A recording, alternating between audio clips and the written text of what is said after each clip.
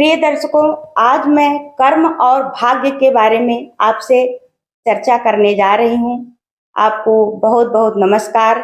जैसा कि हम सभी जानते हैं कि हम बहुत सारी चीज़ें अपने जीवन में सोचते हैं, पुरुषार्थ भी करते हैं, पर हमको नहीं प्राप्त हो पाता। इसके कारण कहीं न कहीं हमारा प्रारब्ध छुपा होता है। हमारा प्रारब्ध हमारे पूर्व जन्म के कर्मों पर ही आधारित होता है, क्योंकि कर्म 3 प्रकार के होते हैं। एक संचित कर्म, एक क्रियमाण कर्म, एक प्रारब्ध। संचित कर्म वो होता है जो हम जन्म जन्मांतर से करते हुए आए हैं। इस जन्म में मुझे याद नहीं है, पर हमारे द्वारे हो गए हैं, तो वो हमारे जीवन के संचित कर्म होते हैं। उन्हीं संचित कर्म के आधार पर ही हमारे भाग्य का निर्माण होता है और उसको हम इस जीवन में भोगने के लिए आते हैं। हमें याद नहीं रहता है, इसलिए हम बार बार अपने आपको कोसते हैं कि हम तो इतना पुरुषार्थ करते हैं, फिर भी हमारा भाग्य साथ नहीं दे रहा है। इसके पीछे हमारा ही कर्म छुपा होता है, जो हम पूर्व कर्म में करते हुए आए हैं और हमको ज्ञात नहीं है। और एक होता है क्रियमाण कर्म, जो हम अभी इस जीवन में कर रहे हैं।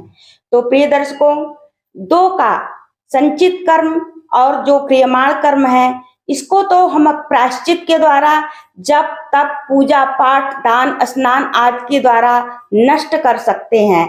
परंतु जो मेरा प्रारब्ध है, जो हमारे शरीर की रचना के समय ही लिखा जा चुका है, उसको तो हमें इस जीवन में हर हाल में भोगना ही पड़ता है।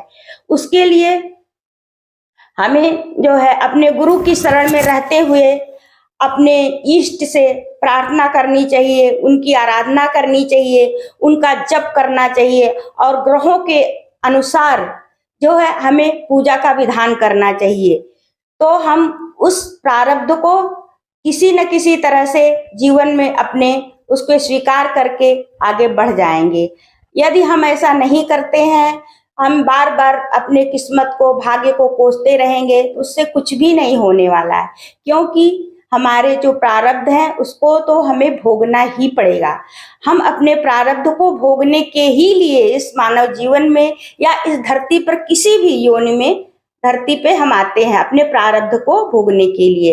क्योंकि क्रियमाण कर्म और संचित कर्म तो हम अपने किसी भी प्रायश्चित के द्वारा, पूजा पाठ के द्वारा उसको नष्ट कर सकते हैं, परंतु अपने प्रारब्ध को हम नष्ट नहीं कर सकते हैं। उसको हमें हर हाल में ही भोगना पड़ता है। तो यही हमारे कर्म और भाग्य की कहानी है। आप लोगों को कैसा लगा कमेंट में जरूर बताइएगा। अगर मेरे से